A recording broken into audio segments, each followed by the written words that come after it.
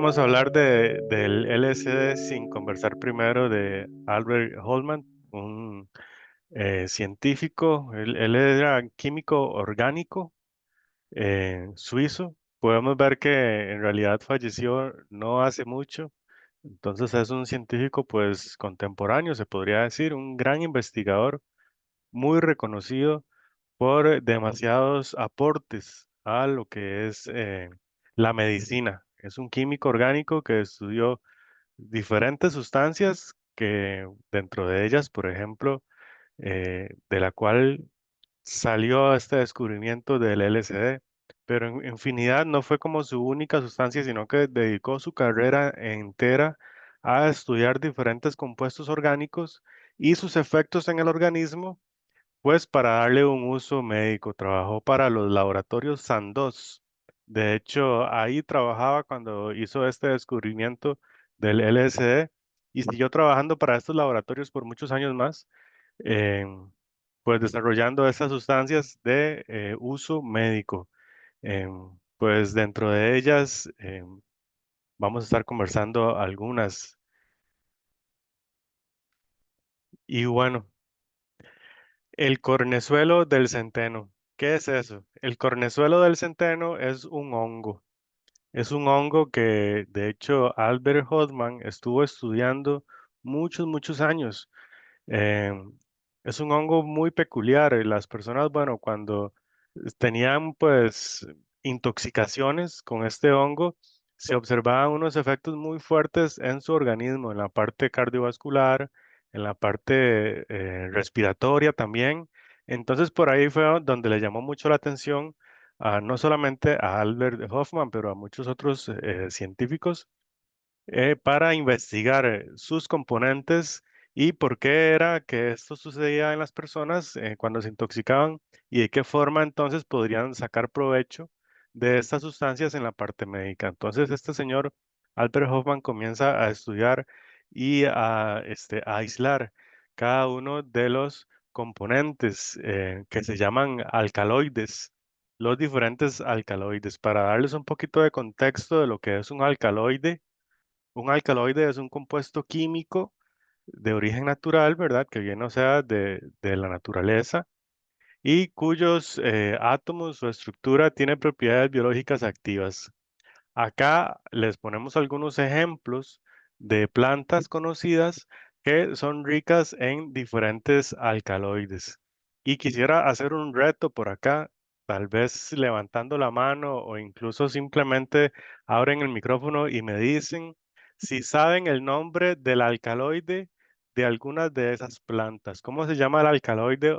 Algunas tienen varios, pero al menos algún alcaloide que puedan darme el nombre de alguna de esas plantas. ¿Quién sabe? Más y dinos uno. La, la teobromina. La teobromina, esa es en el cacao.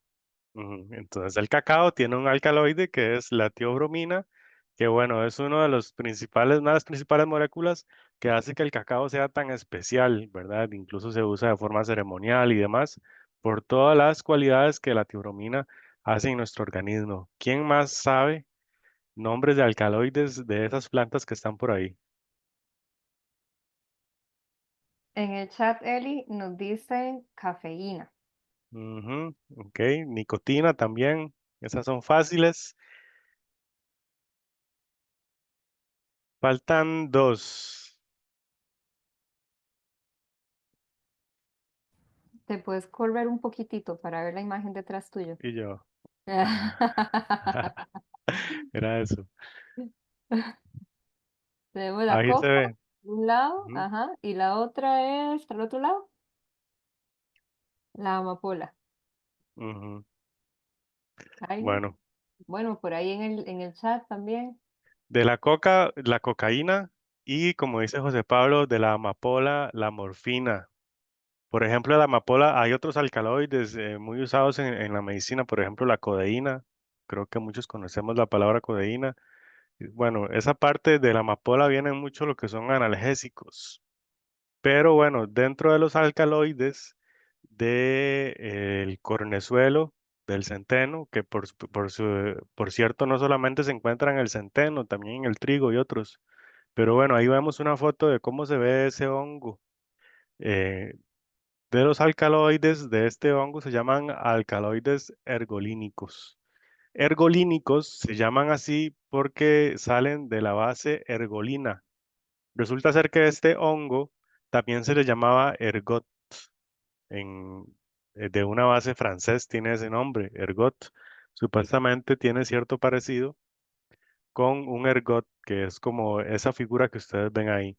Entonces, de ahí salió ese nombre, la argolina, como una de las sustancias activas de este hongo, y de ahí salen los nombres de los alcaloides ergolínicos, que son bastantes. Por ejemplo, ahí se ve la ergotamina, se usaba mucho para regular migrañas y hemorragias. La ergometrina, demasiado poderosa la ergometrina para prevenir hemorragias postparto, por ejemplo. Se notó que trabajaba mucho en el útero. Entonces, para hemorragias postparto era perfecta. Y salen otras como la bromocriptina para tratar la hiperprolactina y la cabergolina que se usa para tratamientos en el Parkinson, por ejemplo. Todos estos alcaloides ergolínicos fueron trabajos de Albert Hoffman. Él estuvo en su carrera trabajando en todos estos alcaloides y lo que él hacía era que hacía una síntesis. Tomaba el alcaloide puro, lo extraía del hongo en este caso y lo que hacía era que lo mezclaba con otros componentes orgánicos para la idea era aumentar su efecto. Entonces, por ejemplo, si la ergotamina lo que hacía era que me contraía los vasos sanguíneos levemente, entonces tomaba la ergotamina y la combinaba con otro compuesto. Obviamente esto era mucha prueba y error y encontraba un compuesto que hacía que la ergotamina triplicara su efecto o lo multiplicara por 10, digamos. Y era mucho más poderoso para regular, por ejemplo, la presión sanguínea, por dar un ejemplo, o una hemorragia, etcétera. La cuestión es que así, entre tanta prueba y error, para buscar compuestos que a la hora de combinarlos con los alcaloides generaran un efecto muchísimo más potente, fue así como nació el ALSD. ¿Qué es lo que hace? Que agarra Albert Hoffman el ácido lisérgico, que es un alcaloide ergolínico, el ácido lisérgico, y le mezcla un componente que se llama dietilamida. Entonces crea la dietilamida de ácido lisérgico. Al inicio se hacen unas pruebas, al inicio se hacen unas pruebas porque estas pruebas eran más que todo para una cuestión de hemorragias. Entonces se hicieron unas pruebas en laboratorio con ratas, con ratones, les dieron LSD, en ese momento en el laboratorio le pusieron LSD 25 para poderlo identificar, le dieron LSD 25 a las ratas y no notaron como una gran diferencia. Lo que se dice en el informe de laboratorio es que se pusieron un poco locas las ratas y se pusieron como ansiosas, pero no se hizo el efecto que ellos buscaban en la parte de regular hemorragias. Entonces lo dejan a un lado y siguen buscando por otro, pues investigando, ¿verdad? De qué forma encuentran esta solución. Y así se fue como eso fue en el 38. Entonces lo dejaron a un lado y en 1943 Albert Hoffman quiso volver a intentar. Y él narra esto en un libro que se llama Cómo descubrí el LSD. Así se llama ese libro. Y ojo qué interesante lo que pone en sus notas de laboratorio. Pone, el pasado viernes 25, perdón, el viernes pasado, 16 de abril de 1943, tuve que interrumpir a media tarde mi trabajo en el laboratorio y marcharme a casa, pues me asaltó una extraña intranquilidad acompañada de una ligera sensación de mareo. En casa me acosté y caí en un estado de embriaguez ni desagradable que se caracterizó por una fantasía sumamente animada.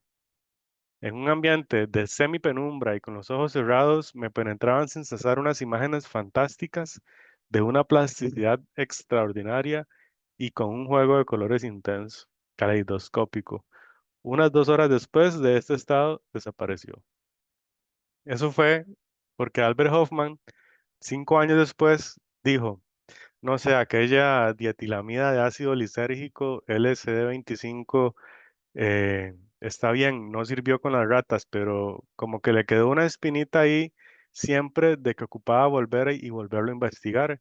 Entonces, ese día, el 16 de abril, eh, él trabajando con esta sustancia, comenzó a sentirse mal, él no sabía por qué, simplemente se va para la casa y empieza como él ahí narra a ver unas imágenes fantásticas con una plasticidad extraordinaria que parecía un caleidoscopio. Él todavía no entendía por qué, pero como narra en este libro que dice cómo descubrió el LSD, tiene la muy fuerte sospecha de que tuvo algo que ver con esa LSD-25 que estuvo trabajando.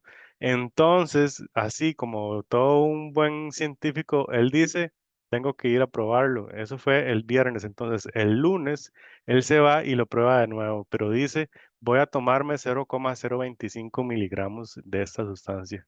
Así, se le ocurrió probarlo en él mismo.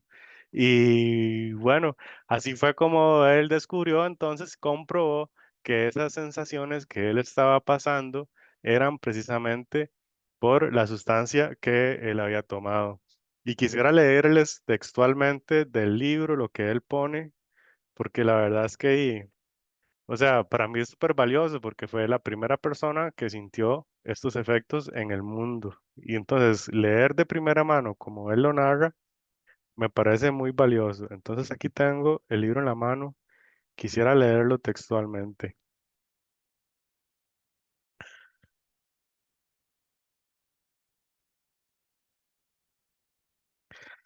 Dice así, él hace un autoensayo, ¿verdad? Entonces esto fue el 19 de abril a las 4:20 precisamente. Toma 0,5 centímetros cúbicos de una solución acuosa, ¿ok? Eso fue a las 4:20. A las 5 de la tarde, comienzo del mareo, sensación de miedo, perturbaciones en la visión, parálisis de risa compulsiva. Entonces, el día siguiente, porque ya después eso fue lo último que puedo poner, dice el día siguiente, me fui en bicicleta a casa, desde las 6 de la tarde hasta las 8, que fue el punto más grave de la crisis. Eh, Dice el escribir las últimas palabras me costó un ingente esfuerzo. Entonces ya sabía perfectamente que la LSD había sido la causa de la extraña experiencia del viernes anterior, pues los cambios de sensaciones y vivencias eran del mismo tipo que entonces, solo que mucho más profundos. Ya me costaba muchísimo hablar claramente y le pedí a mi ayudante de laboratorio, que estaba enterada del autoensayo, que me acompañara a casa. En el viaje en bicicleta, mi estado adoptó unas formas amenazadoras. Todo se tambaleaba en mi campo visual y aparecía distorsionado como un espejo alaviado. También tuve la sensación de que la bicicleta no se movía. Luego, mi asistente me dijo que habíamos viajado muy deprisa. Pese a todo, llegué a casa sano y salvo y con un último esfuerzo le pedí a mi acompañante que llamara a nuestro médico de cabecera y le pidiera leche a los vecinos. A pesar de mi estado de confusión y embriaguez, por momentos podía pensar con lucidez y objetivamente. Claro, leche como desintoxicante no específico. Y el mareo y la sensación de desmayo intermitente se volvieron tan fuertes que ya no podía mantenerme en pie y tuve que acostarme en un sofá. Mi entorno se había transformado ahora de modo aterrador. Todo lo que había en la habitación estaba girando y los objetos y muebles familiares adoptaron formas grotescas y generalmente amenazadoras. Se movían sin cesar, como animados, llenos de un desasosiego interior. Apenas reconocí a la vecina que me trajo leche. En el curso de la noche bebí más de 2 litros. No era la señora R, sino una bruja malvada y artera con una mueca de colores. Pero aún peores que estas mudanzas del mundo exterior eran los cambios que sentía en mí mismo, en mi íntima naturaleza. Todos los esfuerzos de mi voluntad de detener el derrumbe del mundo externo y la desilusión de mi yo parecían infructuosos. Un demonio había penetrado en mí y se había apoderado de mi cuerpo, mis sentidos y de mi alma. Me levanté y grité para liberarme de él, pero luego volví a hundirme impotente en el sofá. La sustancia con la que había querido experimentar me había vencido. Ella era el demonio que triunfaba haciendo escarnio de mi voluntad. Me invadió el miedo terrible de haber enloquecido. Me había metido en otro mundo, en otro cuarto con otro tiempo. Mi cuerpo parecía insensible, sin vida, extraño. Me estaba muriendo. Guau. Es una cosa bastante emocionante. Luego de esto, como ahorita nos va a contar Masi, pues el mismo Albert con otros colegas también, incluso psiquiatras, comienzan muy intrigados a investigar todo lo que hay detrás de esto. Pero sin duda, así como lo narra él, puede ser pues las primeras veces donde no hay control del todo de lo que está sucediendo y hay pues se pasa por momentos también de miedo o de desesperación. Pero bueno, de eso vamos a hablar un poquito más adelante. Antes de eso, hablemos un poco de los efectos químicos en el organismo que estaba pasando Albert Hoffman durante esa tarde de abril. El LSD es un agonista parcial del receptor 5-HT2A. Se habla mucho de este receptor en otras charlas. Los que han estado en charlas anteriores, pues ya les suena el nombre, ya les suena conocido. Y es que este receptor es el receptor de la serotonina. Para explicar un poco acerca de lo que son los neurotransmisores y los receptores, tenemos aquí una neurona. Dice aquí presináptica. ¿Qué quiere decir sinapsis? Justamente este espacio entre las dos neuronas donde ellas se comunican.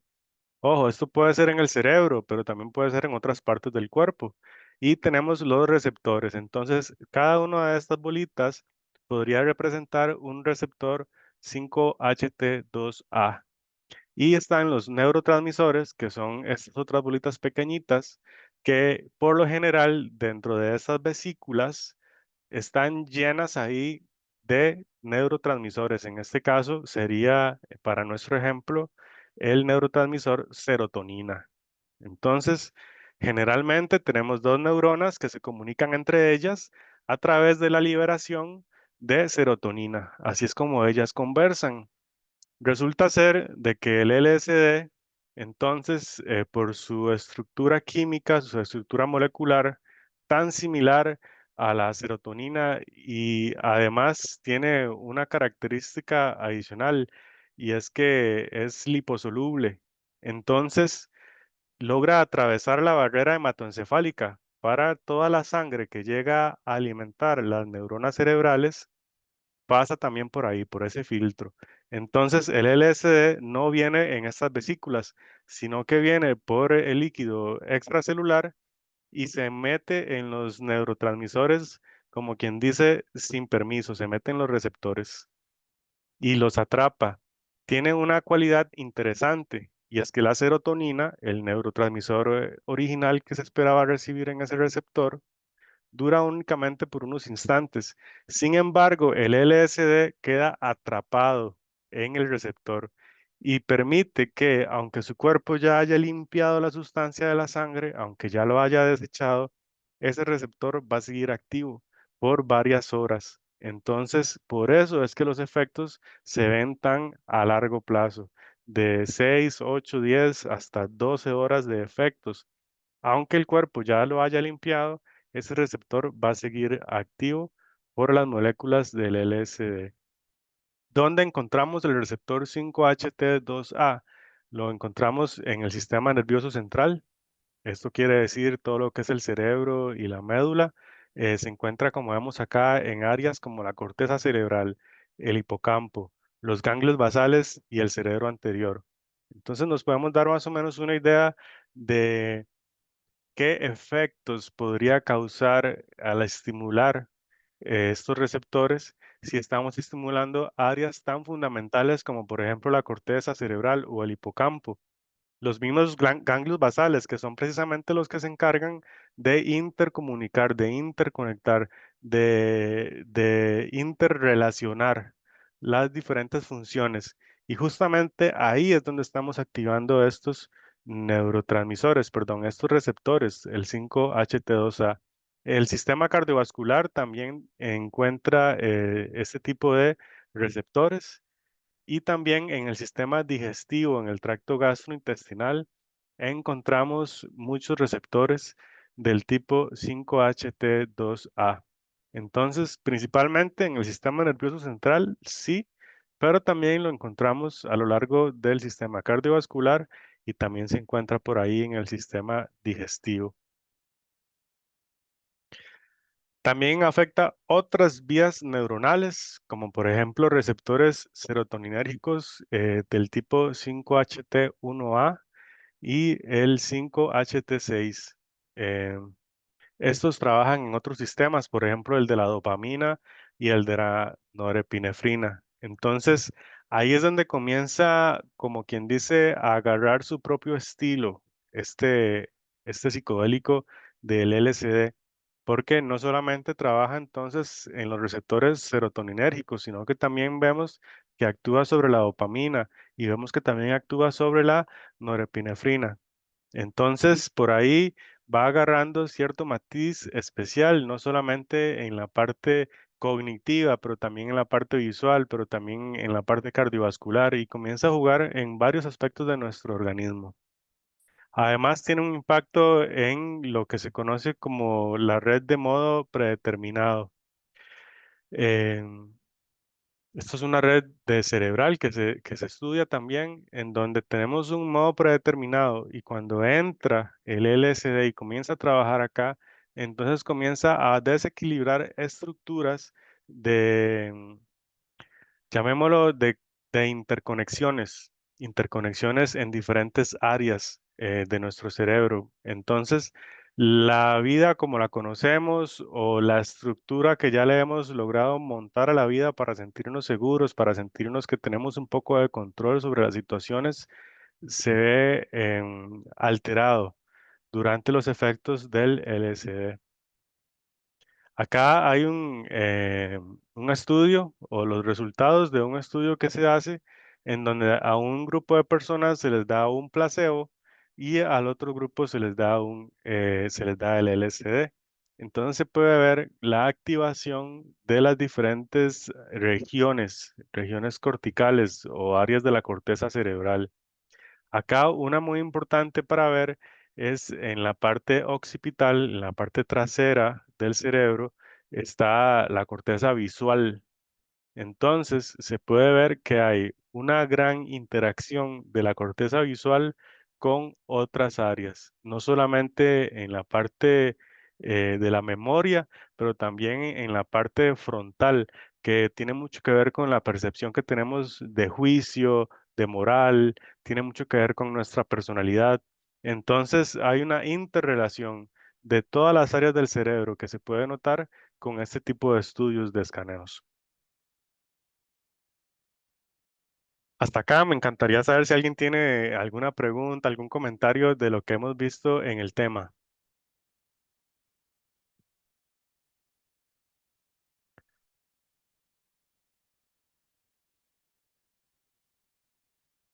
Yo tengo una duda, Dale, rapidito, Tavo. pura vida. Em, en esos receptores que dijiste que, bueno, ahí se mantienen ahí por mucho tiempo, Ujú, em, al final, ¿cómo es? O sea, ¿cuál es el proceso de que desaparece, digamos, esas ujú. vesículas, ¿cierto? Son las vesículas que se mantienen hasta 12 horas. No exactamente. Las vesículas en realidad son como la estructura original. Ok. Originalmente las vesículas lo que tienen son serotonina. ¿Ok? Mm, La serotonina es el neurotransmisor que usan generalmente ellas para comunicarse. Lo que mm, pasa es que en lugar de las vesículas liberar serotonina, viene el ujú, LSD por el líquido extracelular e inunda ahí el espacio sináptico. Lo mm, llena, todo ese espacio sináptico lo llena de LSD. mm, Entonces bloquea los receptores que estaban esperando serotonina, los bloquea con LSD. ¿Qué es ok. lo que pasa? Aún no se sabe muy bien por qué, pero la forma que tiene el LSD queda atrapada en el receptor y dura cierto tiempo en liberarse. Al final él se libera por sí mismo, pero dura muchísimo más tiempo, cuestión de horas, comparado con lo que duraría la serotonina. Ujú. Ok, ok. Ujú. Listo. Raya. Claro, con gusto. Masi, te cedo la palabra, Masi, para que continúes. Gracias, Eli. Mientras que pongo acá la presentación, les quería comentar que, bueno, va a ser una presentación bastante cargadita de texto y también de imágenes, porque no me logré decidir qué cosas poner y qué no, porque hay tanta información tan chiva, tan interesante, tan importante, que quisiera que le hagamos toda. Entonces, a mí también no me importa si me interrumpen, pueden abrir el micrófono, pueden mandar al chat, nada más que el chat seguro no lo puedo ver, pero ahí yo sé que Eli me ayuda. Sí, yo le he hecho la mano con el chat. Ajá. Entonces, repasando un poquitito, ¿verdad? Lo que acabamos de ver con Eli, el contexto particular de Hoffman en el momento del descubrimiento del LSD fue en Suiza, en Basilea específicamente. Y recordemos que, bueno, Suiza era un país neutral en la Segunda Guerra Mundial. ¿Qué significa eso? Que no tomó ningún bando y que en términos geopolíticos, socioeconómicos, ¿verdad? Suiza en realidad abasteció de muchísimos insumos de guerra a ambos bandos, tanto a la nazi del Tercer Reich como a los aliados, países aliados, lo cual implicó para Suiza que tuviera que adoptar ciertas reglas impuestas por estos países en su funcionamiento. Entonces, como que de alguna forma Suiza fue como el albergue para la producción científica, para el desarrollo en muchos ámbitos que iban de cierta forma destinados también a estos otros países europeos. Entonces, por eso es que Hoffman tiene que irse en bicicleta, porque no podían utilizar vehículos automotores como asunto de guerra, ¿verdad? No solamente de vigilancia y de control de las masas, sino también de, de ahorrar combustible y otros insumos. Por eso es que se monta la bicicleta, me pareció muy curiosa esa parte. Como les decía Elías, en el 1938 es que se sintetiza en sí la sustancia del LSD 25, ¿verdad? ¿Por qué 25? Porque era el ensayo 25. Previo a este ensayo, ¿verdad? Hubo 24 pruebas más de generar sustancias en donde fueron, ¿verdad? Señaladas cada una con su número consecutivo. Y es esta, la 25, la que, como les decía Elías, genera un interés particular en Hoffman, y le da más ganas de seguir experimentando con la sustancia. Em, Dentro de lo que yo pude también como investigar, esta sustancia no solamente se investigaba para el tema de hemorragia, sino también para tratar migrañas y problemas respiratorios. Como les decía Eli, en realidad hay una gran cantidad de afecciones médicas que se investigaron en su momento utilizando diferentes sustancias. Así es como muchas veces se ha descubierto, digamos, algún medicamento que funciona para alguna cosa que no estaba planificada para funcionar, ¿verdad? Porque de repente se hacen muchas pruebas. En el momento de experimentar con la sustancia, como les comentó Eli, ¿verdad? La primera experiencia fue el 16 de abril, la segunda experiencia fue para el 19 de abril, ya como un autoensayo administrado, ¿verdad?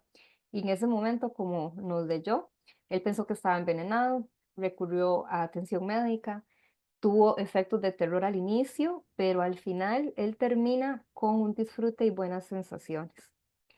Cuando él termina su reporte, parte de su reporte es que él encuentra o ve que las aplicaciones del LSD-25 son principalmente hacia el mundo de la psiquiatría, porque para Hoffman esto genera muchísima introspección, ese conocimiento, ¿verdad? Ese volver los ojos hacia adentro es lo que él más experimenta y el beneficio mayor que él encontró. Entonces, dentro de las propuestas que él le hace a Sandoz, ¿verdad? Para seguir investigando con la sustancia está en el tema de enfermedades terminales, trastornos de ansiedad, depresión, angustia psicosocial, adicciones y estrés postraumático.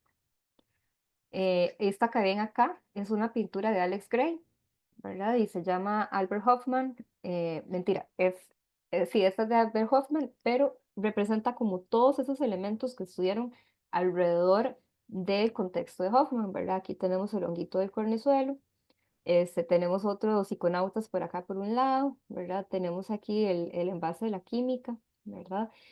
Otros colegas de él con quien también compartió. Tenemos un bus que ahorita vamos a ver un poquitito la historia de ese bus. Y aquí abajo tenemos lo que son los misterios eleusios, que son, bueno, son unos relatos griegos de este templo en donde la gente iba a sanar, a encontrar premoniciones y demás cosas. Y se especula, no se tiene certeza completa, pero se especula que lo que se consumía en este templo, ¿verdad? Era justamente sustancias psicodélicas. Algunos los asocian al cornezuelo por ser uno de los cultivos, el centeno y el trigo, más extendidos en toda Europa, sobre todo para la época clásica, ¿verdad? Que es la griega, bueno, la romana también. Y se cree que era ¿verdad? El cornezuelo. Se cree que eran sustancias o brebajes hechos del hongo de cornezuelo. Ahora que Elías estaba comentando lo de las aplicaciones en el parto o en el posparto del LSD, cuando yo estuve embarazada hace como 2 años, resulta que también me topé con esa referencia. Parece que dentro de estos textos antiguos, ¿verdad? De Edad Media y demás, se encuentran aplicaciones de ciertos brebajes que mencionan al centeno y al trigo para justamente procesos de parto.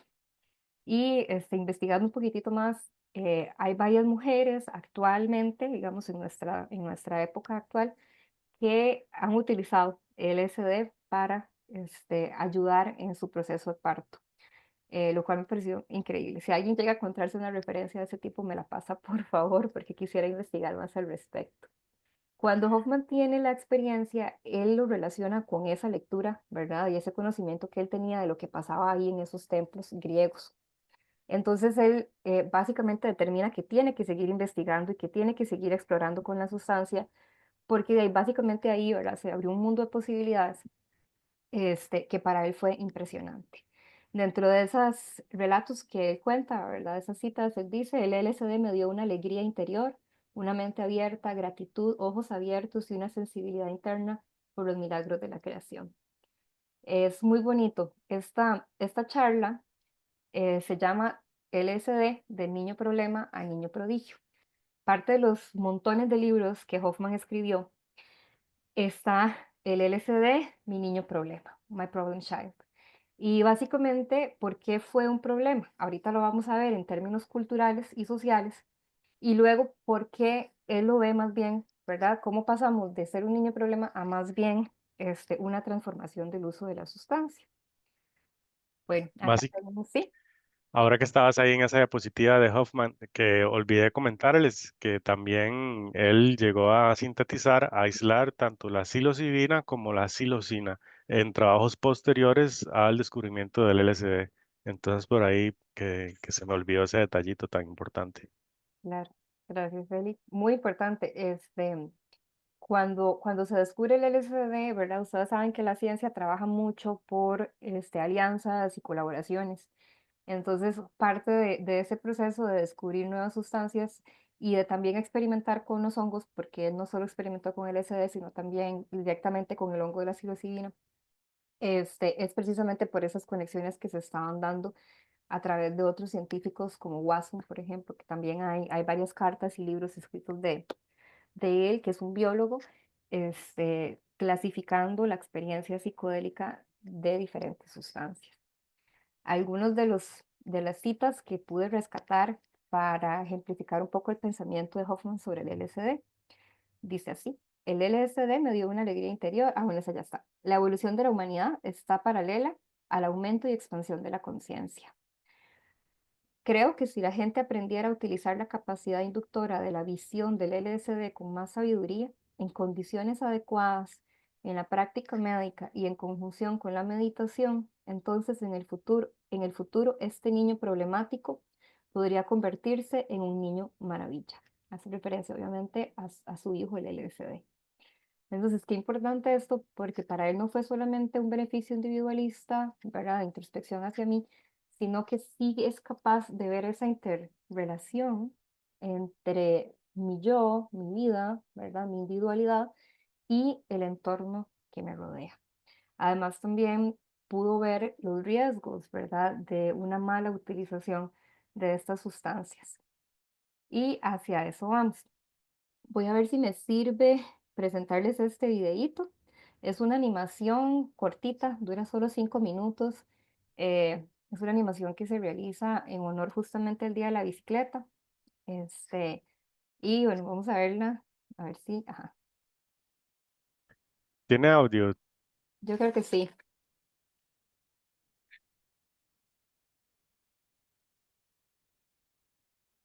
Ok, no se le oye por aquello. Pues sería que no activaste la opción del audio, que está como a la par de la opción de los presentadores.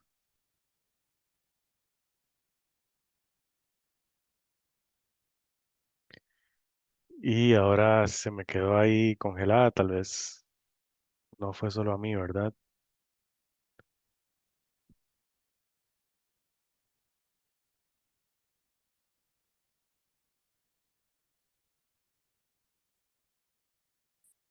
No, a mí también se me quedó congelado. Ok, pura vida. Voy a escribirle al chat.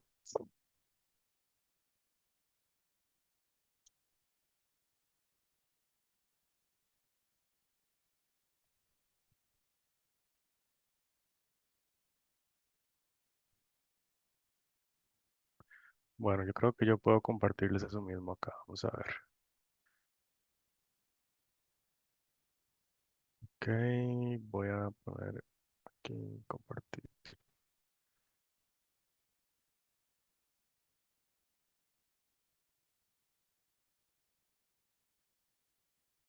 ¿Me confirman porfa si están viendo la pantalla? Sí, Gracias.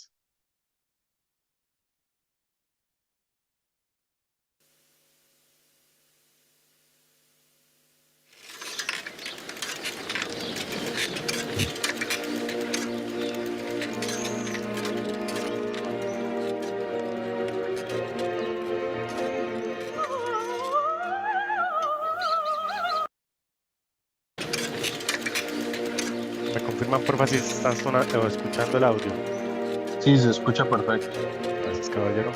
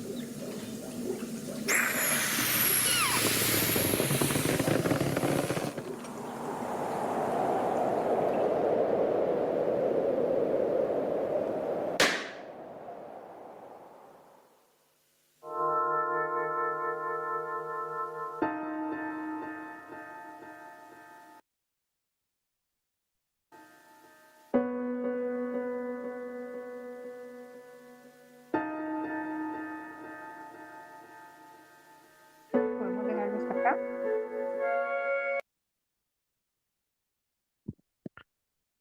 Ok, muy bien.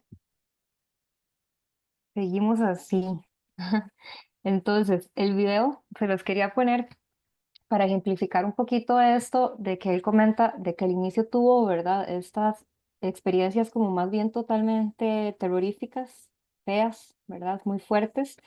Y después es que él logra encontrar como una resolución un poco, ¿verdad? A esa experiencia. Yo me imagino que él es una persona no solamente muy inteligente, sino también muy sentipensante. Fue una persona muy sentipensante. Cuando uno lee sus escritos, uno ve que hay realmente reflexiones en torno a sus pensamientos. Y de ahí que no se asustara al punto de no volver a probarlo, ¿verdad? Me parece más bien interesante que a pesar de la mala experiencia o del mal viaje, él quisiera seguir indagando. Esa mente curiosa que muchas veces representa el ser humano y que muchas veces nos salva también de ciertas circunstancias estáticas, ¿verdad? Es esa curiosidad la que nos impulsa. Parte de eso y de la experiencia que él tuvo entonces en todas las entrevistas que a él se le hicieron posteriormente después de descubrir el LSD, los libros que escribió después del LSD, los artículos y demás, tuvo una línea de trabajo muy orientada a esto que está aquí escrito.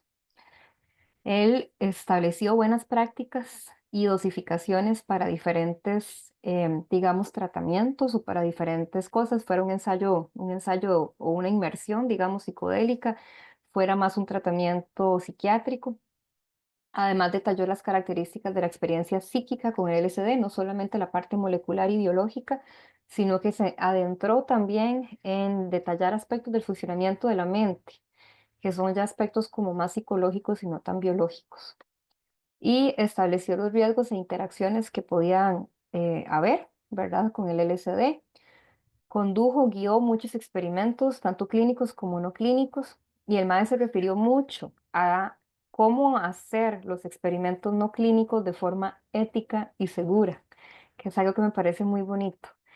No solamente, ¿verdad?, creó a su hijo problemático, sino que además nos ha enseñado un poco a tratar a su hijo problemático, cómo lidiar con su hijo problemático. Fue activista del uso responsable, señalando los malos usos y los abusos de la sustancia. Probó otras sustancias y siempre tuvo una espiritualidad activa. En todas sus citas y demás cosas se ve que efectivamente para él tener esa conexión con lo espiritual es un eje fundamental para que el LSD funcione de formas positivas y no solamente negativas. Y mantuvo un consumo constante durante muchos años, hasta que un día de repente dijo, ya no más, no consumo más LSD, ya yo sé lo que es, no me hace falta. Ahora se trata de ponerse a trabajar para lograr las metas, para lograr los cambios, para, ¿verdad? No, ya no se ocupa el LSD después de ciertas tomas, como que, ¿verdad? Esta es muchas veces el mensaje que nos dejan estos psiconautas al inicio de cuando todo el movimiento empezó. Lo tomás, lo experimentás, probás, ¿verdad? Prueba error aquí y allá, pero llega un momento en donde te das cuenta que no ocupas más, que estás bien como estás y que tenés todo en vos para poder hacer el progreso que querés. Dice Albert Hoffman, comparto la creencia de muchos de mis contemporáneos de que la crisis espiritual que impregna todas las esferas de la sociedad industrial occidental solo puede remediarse mediante un cambio en nuestra visión del mundo. Tendremos que pasar de la creencia materialista y dualista de que las personas y su entorno están separados hacia una nueva conciencia de una realidad que lo abarca todo, que engloba el ego que experimenta, una realidad en la que las personas sienten su unidad con la naturaleza animada y con toda la creación.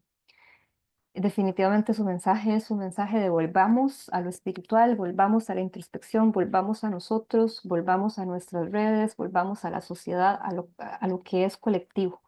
No nos quedemos únicamente en el individualismo. Acá tengo unas fotitas que les quiero comentar que son, básicamente, son pósters de la década de 1950 y 60 en donde cuando se da el boom psicodélico específicamente referido al LSD, ¿verdad? Que fue la sustancia psicodélica que más notoriedad social ha tenido por su efecto, digamos, en la cultura pop. Hay otras sustancias psicodélicas que se han mantenido como muy calladitas, ¿verdad? No salen a la luz pública, pero el LSD fue total y absolutamente público, masivo, incluso en la década de 50 y 60. Entonces se hacían estos, les decían acid test o pruebas de ácido, y invitaban a la gente a llegar a un parque, a un edificio, a una casa o algo así, y empezaban a repartir, ¿verdad? Hacían ponches de Kool-Aid con goteros de LSD, ¿verdad? Y en donde la gente consumía cantidades bastante grandes de LSD y pues se dedicaban a explorar el pensamiento, la mente, las sensaciones y demás. Este de acá del centro, el que dice turn on, drop out, turn on, tune in and drop out, es de Timothy Leary, es como el mensaje o el lema que se acuñó desde la cultura psicodélica de la época, y era como lo que movía un poco a las masas hacia justamente cuestionarse el status quo y salir, digamos, de todos esos preceptos y normas sociales adquiridas previamente. Vamos a ahondar un poquitito más de esto. Eli, pasa a la siguiente.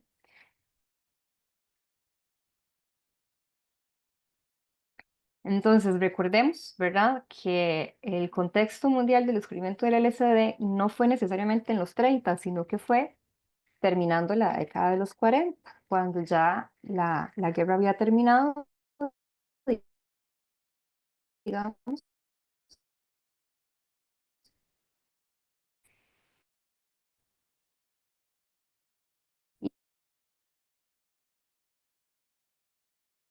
y Bueno, ahí se me está cortando otra vez.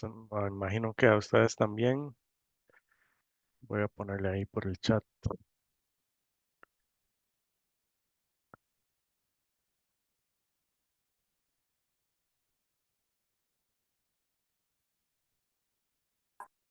persona.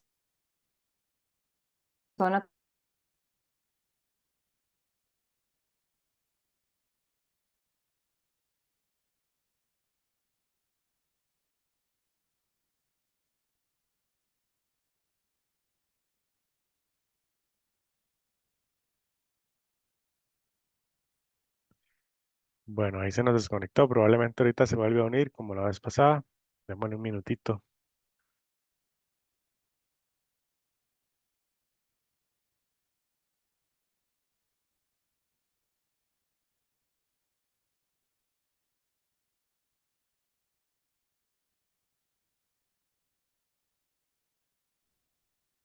Disculpen, me salí, me sacó el internet. Ok, está también la guerra del Pacífico con Vietnam, ¿verdad? Está también el auge de la música jazz, blues, pop, rock, que era una desestructuración de todo lo que venía de la época de la guerra, que todavía tenía influencias victorianas. La época victoriana es principalmente 1800 y 1700, en donde, bueno, no 1800, donde la reina Victoria de Inglaterra instauró como los modales, la ética, la convivencia social, venía, digamos, desde lo que dictaba la corona inglesa a través de la reina Victoria. Entonces ahí se conoce la época victoriana y todos estos valores que son sumamente conservaduristas se repiten, ¿verdad? Y se mantienen durante muchos años. Para este momento es que entonces empieza a cuestionarse la moral victoriana. Surge un auge del futurismo, de las ciudades grandes, migraciones rurales y urbanas, surge el feminismo. Dentro del feminismo está también el uso de la píldora, ¿verdad?, de control prenatal, que es algo importantísimo para la época. Está también la lucha por los derechos civiles. Eh, Antes de 1960 todavía había segregación racial en Estados Unidos, ¿verdad? Y es justamente para 1960 en adelante que esta lucha por derechos civiles empieza a aumentar, ¿verdad? Empiezan a haber un montón de manifestaciones, incluso violentas, para luchar, ¿verdad?, por los diferentes derechos de las personas. Está también la guerra o la exploración espacial, que también marca una pauta de desarrollo muy importante, ¿verdad?